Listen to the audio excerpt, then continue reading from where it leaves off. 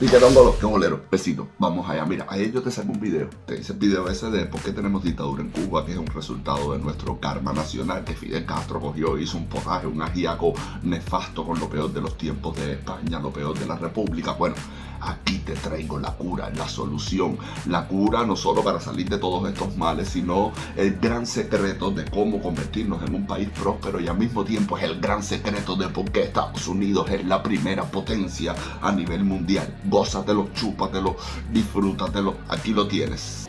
A mí lo primero que me impresionó caminando por las calles de Boston, de Cambridge, Massachusetts, fue el aire de libertad que se respiraba por todas partes. El sentimiento de que todo es posible, del sentimiento de que se vive en un país enmarcado por las leyes, con normas que le permiten a cada individuo ser lo que quizás Dios ha pensado que puede ser cada persona, puede florecer en un país de la libertad. Bueno, y dediqué mucho tiempo a leer acerca de Estados Unidos y descubrí algo extraordinario para mí, porque no me lo habían enseñado en mi universidad en Chile, me habían enseñado muy buena economía, pero no me habían dado el marco global de principios y valores de una sociedad libre. Y lo que descubrí que el gran secreto del éxito de Estados Unidos estaba en que había tenido una generación de hombres extraordinarios, los que los americanos llaman los padres fundadores o founding fathers. Aquí tienen ustedes a varios de ellos y les voy a contar algo sobre estas personas, pero en un país de menos de 3 millones de habitantes, que era Estados Unidos en 1776. Déjeme decirle que en ese momento Francia tenía 25 millones de habitantes, de tal de que las 13 colonias eran un país muy chico. Y sin embargo, este país de menos de 3 millones de habitantes produce una generación de hombres que establecen las bases económico, social, político, incluso moral de este país. Y a mi juicio el secreto del éxito de Estados Unidos es que esa generación de hombres estableció estos principios desde ya en dos documentos claves, que son la Declaración de Independencia de los Estados Unidos y la Constitución de los Estados Unidos. Estados Unidos es un país riquísimo, con enorme desarrollo, con posibilidades, es una sociedad libre, democrática, con la misma Constitución desde su inicio. Y sin embargo, nuestro querido continente se ha debatido en la pobreza, en la inestabilidad social, en la miseria, todo lo cual ha llevado a la inestabilidad política. En fin, América Latina es un continente que no ha sido exitoso, pese a tenerlo todo. América Latina es un continente lleno de recursos naturales, con una cultura variada, diversa, pero tenemos poetas, tenemos novelistas, tenemos pintores, y sin embargo, América Latina todavía no es capaz, ningún país de América Latina, de superar el estado de país subdesarrollado. Un continente sin problemas de verdad raciales profundos, sin guerras, sin las grandes guerras que ha tenido Europa, un continente con básicamente una misma lengua, una misma fe, una misma cultura, y sin embargo sumido todavía en el subdesarrollo. Entonces, la pregunta que yo me hacía era, ¿por qué? ¿Qué pasó? ¿Qué está mal? ¿Qué nos falló en América Latina? Ah, oui, señor juez, esto lo deberían ver todos los cubanos. Ahora mismo reparte esto para Cuba dentro de todas las noticias, la toxicidad, las mentiras, las verdades, las medias verdades, la corrupción. Esto debería verlo Cuba entera, porque aquí está el futuro de lo que tenemos que hacer cuando le demos bajanda al Canelón y a todo este piquetón de, ya tú sabes. Así que síguelo disfrutando. América Latina, al independizarse del Imperio Español, lo había hecho con ciertos líderes, fundamentalmente líderes que se transformaron en los grandes libertadores o generales de la independencia.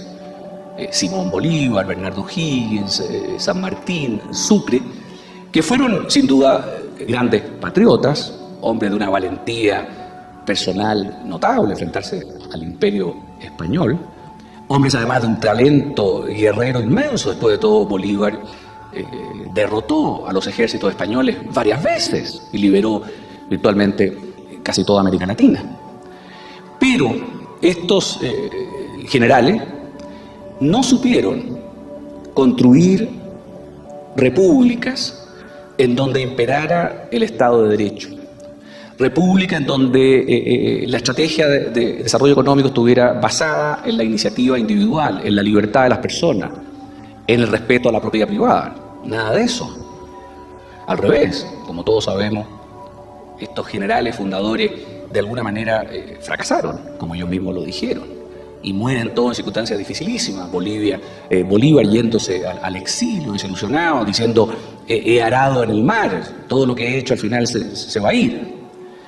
O'Higgins exiliado en Perú, o sea, al padre fundador de Chile, al final Chile le crea condiciones tales que tiene este hombre que exiliarse de su país y muere tristísimo, lejos de su país. San Martín muere en Francia, en un balneario francés, Boulogne-sur-Mer, es decir, el padre fundador de Argentina que ayuda a la liberación de Perú, muere en Europa, Sucre asesinado. ¿Y cuánta diferencia hay con los padres fundadores de Estados Unidos? Con estas personas, todos ellos desde ya son exitosos, todos ellos con una excepción mueren en su país, bueno, todos mueren en su país, pero todos ellos mueren en su cama. Hay uno solo que muere en un duelo. Alexander Hamilton muere en un duelo. En aquel entonces había estos duelos increíbles entre personalidades de gran capacidad y hay uno de ellos que muere en este duelo. Pero en fin, todos mueren reconocidos por su gente, con enorme prestigio y con sus ideas y su legado de él. ¿Y cuál es la diferencia? Que los padres fundadores crearon una república basada en el Estado de Derecho, crearon una democracia al servicio de la libertad, hicieron posible una estrategia de desarrollo económico. Viste que yo te traigo cositas ricas, cosas buenas, cosas que mira, vitamina C para el cerebro, gozadera para tu microbiota espiritual. Que podemos aprender mucho de Estados Unidos. Y aprender voluntariamente, no que nos vengan a imponer esta idea, sino que reflexionar y aprender. Entonces, ¿qué podemos aprender de los padres fundadores de Estados Unidos? Aquí hay un grupo de personas, no todos ellos son necesariamente padres fundadores, pero sí están los grandes padres fundadores. Este señor es Thomas Jefferson. Aquí tenemos a John Adams, Benjamin Franklin, Alexander Hamilton, George Washington. Estos son algunos de los que hicieron el Estados Unidos de hoy. ¿Y por qué? Déjenme ir muy brevemente planteando quién era cada cual y específicamente sacando lo que yo creo es la gran lección de cada uno de ellos para América Latina. Hay muchas otras lecciones. Partamos con un hombre que yo admiro enormemente, que es Thomas Jefferson. Desde ya porque Thomas Jefferson, un distinguido abogado de Virginia, fue mucho más que un abogado, fue de hecho un hombre renacentista, un hombre que le interesaba todo, que escribió un libro sobre Virginia, sobre la botánica, sobre la naturaleza, sobre las plantas de Virginia, que luchó por la libertad religiosa, que en aquel entonces era muy importante en su estado natal, que fue embajador en Francia, un hombre que vivió en París 5 años y aprendiendo precisamente de los franceses y para ver qué podía traer a Estados Unidos. Y interesado en la ingeniería, los canales, por ejemplo. Los canales eran muy importantes en Francia, quería traer los canales para Estados Unidos. En la arquitectura, él estudió al gran arquitecto Palladio, el italiano, y después incluso construyó su gran casa en Monticello, en Virginia, siguiendo las ideas inspiradoras de Palladio, y él fue básicamente el diseñador, el arquitecto. En fin, un hombre renacentista, y tiene la oportunidad extraordinaria de que siendo muy joven y siendo delegado de Virginia al primer Congreso Continental, cuando las colonias americanas comenzaron a pensar en la independencia de Gran Bretaña, lo cual era muy natural, no era una independencia necesariamente conflictiva, pero ellos decían, ¿cómo vamos a hacer nosotros colonias de un país lejano que la mera comunicación en barco se demoraba un mes y medio, se hundía la mitad de los barcos que pasaban entre Londres y Boston? Entonces, obviamente que ellos habían adquirido una identidad como colonos que hacía necesaria también la autodeterminación. Y, como siempre ocurre, Gran Bretaña no vio eso y se resistió y por eso finalmente hubo una guerra. Pero al final del día los colonistas querían la autodeterminación, querían gobernarse ellos mismos. Y entonces deciden aprobar lo que se llamó la Declaración de Independencia en 1776, un documento extraordinario. Yo lo recomiendo que todo el mundo debe estudiarla, porque es un documento que originalmente tenía la intención de explicarle al mundo, a la gente ilustrada del mundo, las razones por las cuales Estados Unidos quería separarse, las colonias querían separarse de Gran Bretaña. Entonces, es un documento muy entretenido incluso, porque es casi una acusación de las colonias al rey Jorge III, y 2/3 de la declaración es un listado acusatorio. Nosotros las colonias acusamos al rey Jorge III de haber violado nuestra libertad, de colocarnos impuestos sin preguntarnos, de violar nuestras leyes, de abusar de su poder. Lo interesante es que la declaración de Jefferson va mucho más allá. No solamente acusa a Jorge III de todas estas faltas contra ellos, sino que establece una verdadera teoría moral de gobierno y lo hace en un párrafo. O sea, si yo le tuviera que recomendar a alguien estudiar ciencia política y no tuviera más tiempo que 2 minutos, yo le diría lea el preámbulo de la Declaración de Independencia de Estados Unidos, porque en un párrafo está la esencia de una teoría de gobierno, en un párrafo. Y les leo ese párrafo y se lo voy a explicar. Es el párrafo en que la declaración dice lo siguiente: sostenemos que estas verdades son evidentes en sí mismas, que todos los hombres son creados iguales, que su creador los ha dotado de ciertos derechos inalienables, que entre esos derechos se encuentran la vida, la libertad y la búsqueda de la felicidad. Y aquí viene algo clave, y que para asegurar esos derechos, los hombres instituyen gobiernos entre ellos, los cuales derivan sus poderes de los ciudadanos. Bueno, en este párrafo está el principio básico de la democracia: todos los hombres nacen iguales. Todos los hombres nacen iguales en derechos, todos los hombres nacen iguales en dignidad. Nadie tiene menos dignidad que otro. Da lo mismo haber nacido en cualquier país, en cualquier pueblo, de cualquier familia, haberse educado en cualquier escuela. Los hombres tienen igual dignidad. Tú viste cuál es mi pincha, ¿no? No solo darte las poquitas luces que puedan salir de este cocote. No. Buscarte lo mejor que hay repartido por este vasto universo de luz y ponértelo en tus manos así en bandeja de plata. Besito, sigue. Ahora, hoy en día esto suena bastante razonable, si bien esa norma se vulnera todos los días, todas las horas, todos los minutos en todos los países del mundo. Hay gente que trata a otra sin respeto a la igual dignidad. Segundo, miren la profundidad de lo que dice Jefferson: y nacen con derechos entregados por su creador, y esos derechos son la vida, la libertad y la búsqueda de la felicidad. Entre esos derechos no está que el gobierno tiene que darle a cada persona todos los días un subsidio, un bono, una ayudita acá. El Estado y a los gobiernos se han metido en la vida entera los hombres, y los hombres muchas veces confundidos creen que tienen derechos a pedirle al Estado todo tipo de muletas para poder caminar por esta vida, muletas que al final lo transforman en lisiados, porque la persona que usa siempre muletas tarde o temprano se transforma en un lisiado moral, en un lisiado político. No, Jefferson lo tenía claro: los derechos del hombre son la vida, nadie te puede quitar la vida, a nadie. Bueno, y finalmente Jefferson dice la búsqueda de la felicidad, que no es el aseguramiento de la felicidad. Uno no tiene derecho a la felicidad. Dios no nos creó con un derecho adquirido a la felicidad. Ojalá, pero nos dio libertad para buscarla. Es la búsqueda de la felicidad. Es que las condiciones en un país, las condiciones, para que dentro de esas condiciones cada uno, con su esfuerzo, con su vida, busque la felicidad. Algunos la encontramos en esta vida, otros no. Pero todos tenemos el derecho a buscar la felicidad. De manera que son derechos maravillosamente bien expresados. Bueno, y aquí viene lo que yo creo que es la clave de la lección de Jefferson para América Latina, que después de haber dicho estas cosas fundamentales: los hombres nacen iguales, el creador le da derechos, que son de ellos, estos derechos son la vida, la libertad y la búsqueda de la felicidad, y ahí dice: y los hombres se organizan en gobiernos para proteger estos derechos. O sea, Jefferson nos enseña que el poder, el objetivo legítimo de los gobiernos son el poder, es para proteger nuestros derechos. El objetivo legítimo del gobierno no es para que los políticos se enriquezcan o vivan una vida de privilegio o abusen con su poder. No. O hagan micromanejo de nuestras vidas, traten de enseñarnos a tomar desayuno, a enseñarnos a nadar, a enseñarnos a... No.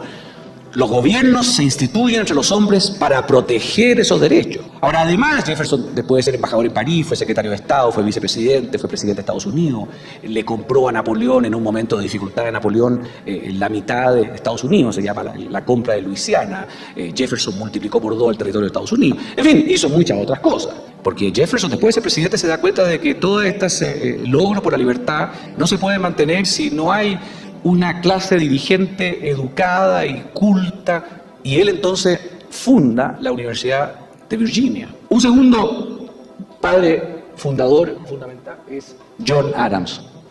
John Adams, también gran abogado, en general todos eran abogados en esos tiempos, la élite dirigente de Boston.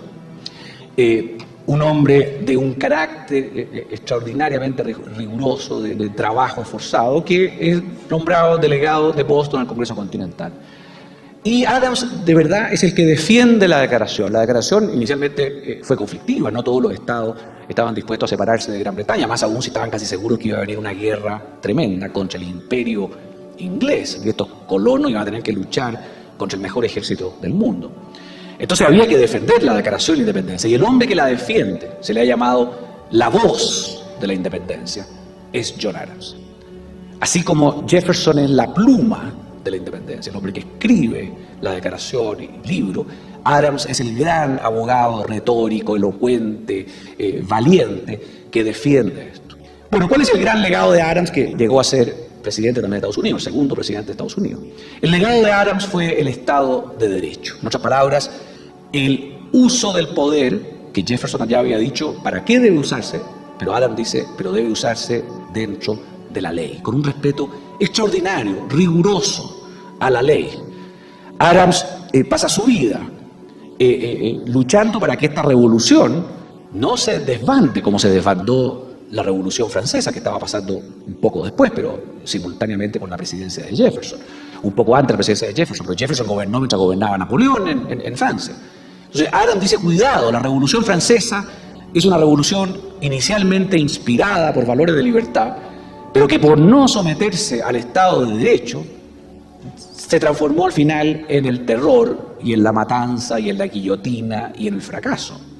Entonces, Adams es el hombre que dice, una república debe ser un gobierno de leyes, no un gobierno de hombres.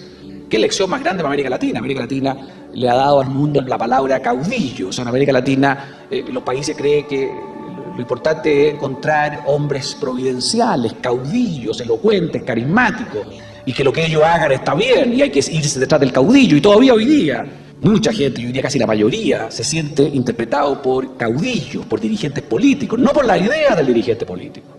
Ah, oui, señor juez, esto lo deberían ver todos los cubanos. Ahora mismo reparte esto para Cuba dentro de todas las noticias, la toxicidad, las mentiras, las verdades, las medias verdades, la corrupción, esto debería verlo Cuba entera. Adhieren a personas y no a principios, lo cual es un grave error. Al final todos terminan desencantados, porque nunca hay que poner la fe en un dirigente político, hay que poner la fe en los principios, en las ideas, en los valores. La gente débil pone su fe en un caudillo, la gente fuerte pone la fe en valores y principios. Bueno, John Adams es el hombre de eso. Si yo hiciera este cuadro de nuevo, colocaría a la señora de Adams. Yo creo que en Estados Unidos hay una madre fundadora. Y aquí estoy entrando en un terreno, los gringos quizás no les gusta. No, aquí falta una mujer. Y la mujer es la señora de Adams. Una mujer extraordinaria, que mientras Adams está en el Congreso, ella cultiva la granja de los Adams para que coma a su familia, ella con sus manos. Ella le escribe cada día una carta a John Adams intentando darle fuerza, persistencia, diciéndole que lo que él está haciendo es lo más importante que existe, que pese a que los ha abandonado, dejado por un tiempo a ella y a sus hijos, ella entiende que luchar por la independencia y la libertad es un servicio al país entero. Entonces, Abigail es el pilar, la columna de hierro detrás de John Adams, y como yo creo es una de las madres fundadoras de Estados Unidos. Incluso una mujer muy sensata, en un momento dado, semi-broma, le escribe una carta y le dice a John Adams, por favor, en la Constitución, en las leyes que estás haciendo, piensa en nosotras, piensa en las mujeres que siempre en la historia hasta ese momento, y quizás en muchos países hasta hoy día, han sido discriminadas, han sido maltratadas, no se le ha dado la igual dignidad, los iguales derechos. Entonces Abigail le dice a su marido, que es el hombre clave, le dice, John, piensa no solo en mí, piensa en nosotras, en las mujeres, y haz leyes justas con las mujeres. Y el 4 de julio de 1826, exactamente 50 años después del 4 de julio de 1776, de la Declaración de Independencia, está Adams muriéndose y Jefferson muriéndose. Obviamente no pueden comunicarse, uno está en Quincy, cerca de Boston, y el otro está en Monticello. Pero lo espectacular, lo cual prueba que, si se requirieran más pruebas de que hay un Dios en este mundo, es que la voz y la pluma de la independencia, John Adams y Thomas Jefferson, mueren el mismo día con una diferencia de horas. Y ese día es el 4 de julio, el día que firma la Declaración de Independencia, y 50 años exactos después de la Declaración de Independencia. La probabilidad de que eso suceda es 1 en 1 billón. Si no hay alguien que no jugó esto y quiso que ambos murieran el mismo día a 50 años de la independencia. Muere Adams y muere Jefferson. Y Adams preguntándose, ¿estará todavía vivo Jefferson? Y Jefferson preguntándose, ¿estará todavía vivo Adams? Y con 3 horas de diferencia mueren los 2 padres fundadores más importantes de Estados Unidos. Una tercera persona fundamental, un hombre flaco, bajo, chico, pero de una mente privilegiada, es un gran discípulo de Thomas Jefferson que se llama James Madison, otro abogado de una mente prodigiosa. Y Madison, que también es presidente de Estados Unidos después de Jefferson, se le atribuye ser el padre de la Constitución de Estados Unidos. Sí, Jefferson y Adams son los héroes de la Declaración. 10 años después, una vez ganada la Guerra de Independencia, Madison se da cuenta que es fundamental una Constitución que establezca el marco en que va a operar este nuevo país. ¿Y qué le preocupa a Madison? Y es el gran legado de Madison. Jefferson, acuérdense, define los usos legítimos del poder, algo que debería aprender todo dirigente político en América Latina. Adams define que el poder debe ser dentro del Estado de Derecho. Bueno, a Madison le preocupa el abuso del poder. Madison se da cuenta muy tempranamente de que la esencia del gobierno es el poder y que todo hombre tiene dentro de sí mismo, al igual que muchas cualidades positivas, una tentación, una predisposición a abusar del poder. Madison piensa este problema, dice, ¿cómo limitó esto? Él se da cuenta de que no basta predicar que no hay que abusar del poder, es muy importante que haya autoridades morales, espirituales en un país, los filósofos, los sacerdotes, los predicadores que nos prediquen, que seamos todos mejores y que, entre otras cosas, no abusemos del poder. Pero Madison se da cuenta que por ahí no va la solución desde el punto de vista de la política.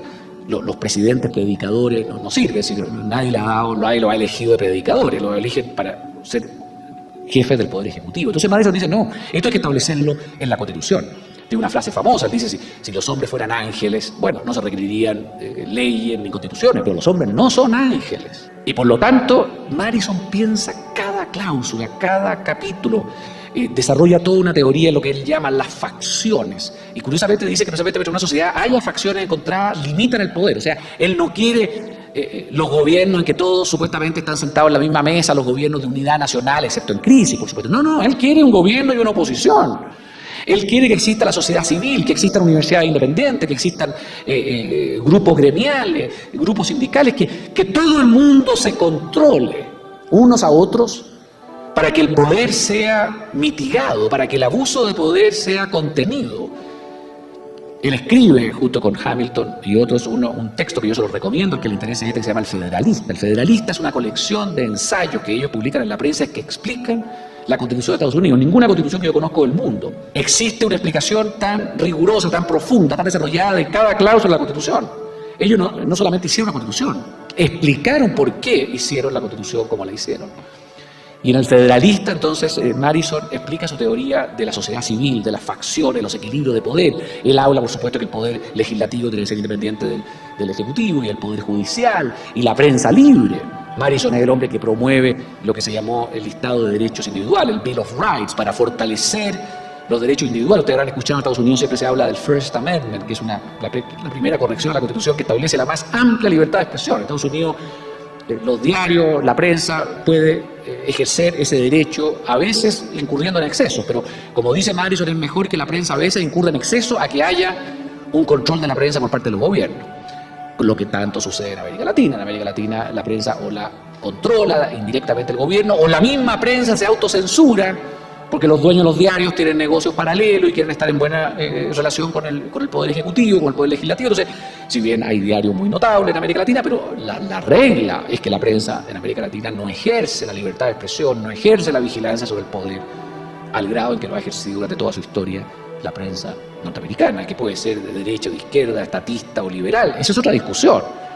Pero que hay libertad de expresión en Estados Unidos extraordinaria. Bueno, detrás de todo eso está James Madison.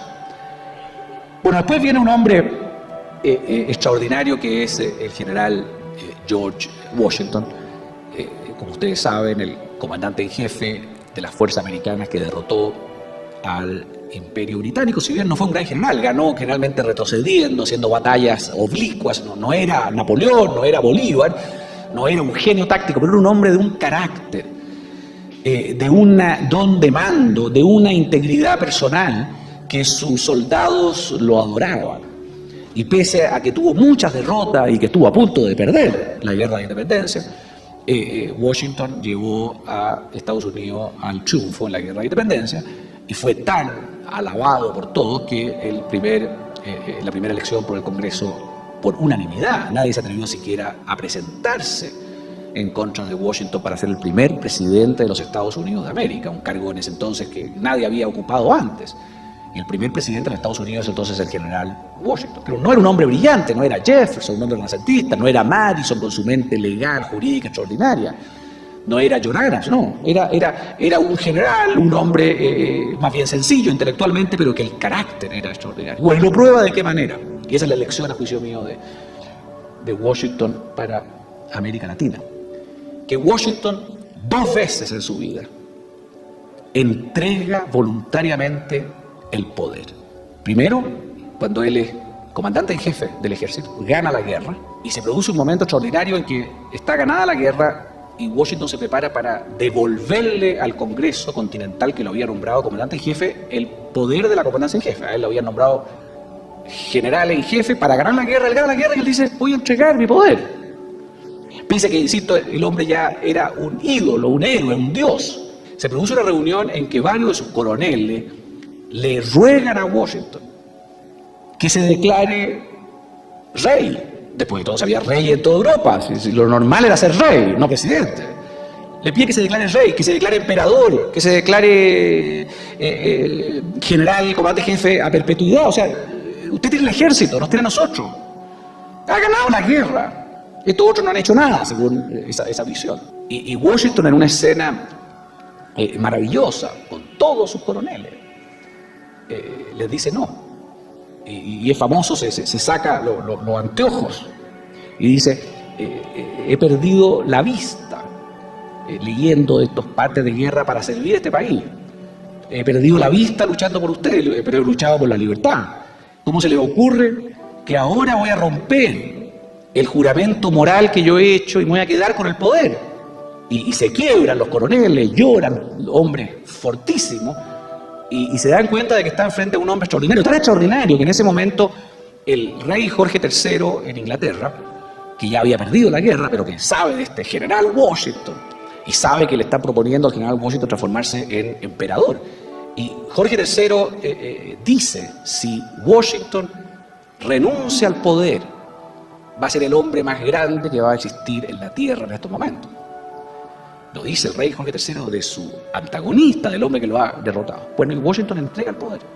Cabalga a Filadelfia, se junta con el Congreso y le dice: aquí está mi espada, aquí está el ejército, yo me voy a mi finca en Mount Vernon, y esa misma noche cabalga con sus 3 decanes y se retira de la vida pública, entrega el poder de una manera extraordinaria. Ninguno de los generales de América Latina, fundadores, entregaron el poder, hubo que sacárselo, se aferraban con las uñas al poder. Que cree que es la única persona que puede manejar un país está enfermo de arrogancia. Los dirigentes políticos creen que entregar el poder es como la muerte civil, es como que no hay vida después del poder, cuando hay una vida maravillosa después del poder. Para personas que tienen vida interior, para personas que están luchando por valores.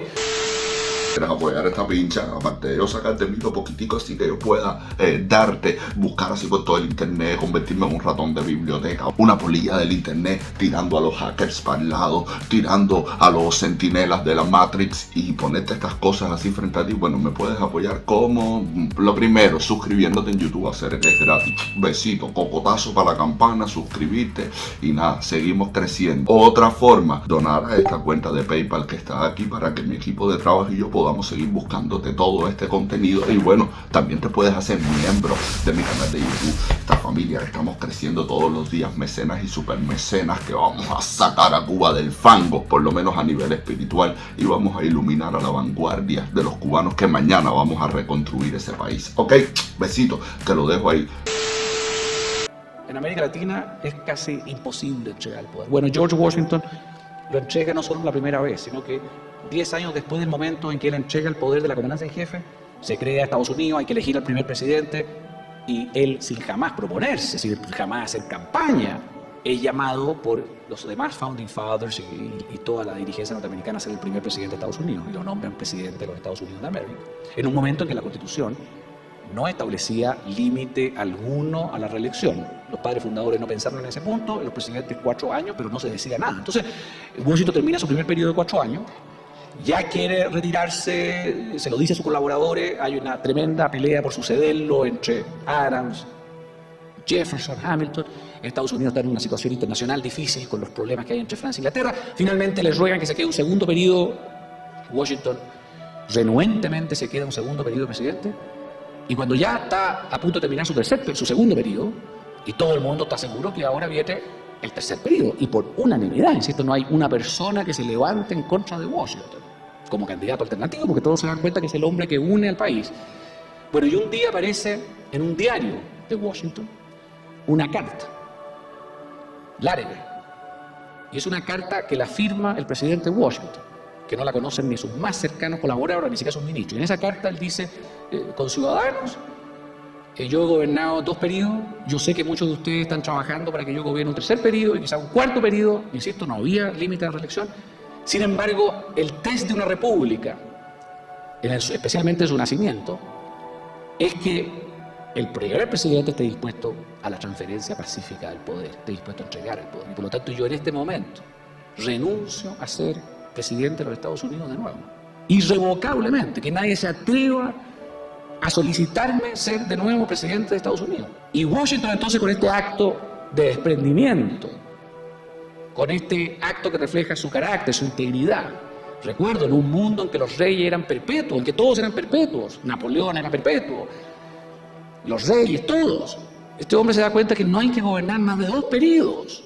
Yo creo que sin George Washington de primer presidente, quién sabe qué habría pasado con Estados Unidos. Porque Adams, que fue el segundo presidente, quizá habría llegado, pero Adams, en fin, se sentía bien indispensable, era muy inteligente, luchó por ser el segundo presidente, luchó contra Jefferson. O sea, ya Adams tenía algunos genes políticos que hemos visto después en nuestro continente. Bueno, después, estos son 4, entonces, hasta el momento 4 padres fundadores extraordinarios, y como ven todos alrededor del poder, el uso del poder, la entrega del poder, el no abuso del poder. Después, hay 2 personas distintas que no firmaron la Declaración de Independencia ni fueron presidentes. Uno es Alexander Hamilton, un hombre mucho más polémico, porque era un hombre también de una inteligencia y energía extraordinaria, un hombre que no nace en Estados Unidos, nace en una isla del Caribe, ¿verdad?, de que no puede ser presidente, pero que es el brazo derecho de Washington en la guerra y después es su primer ministro de Hacienda.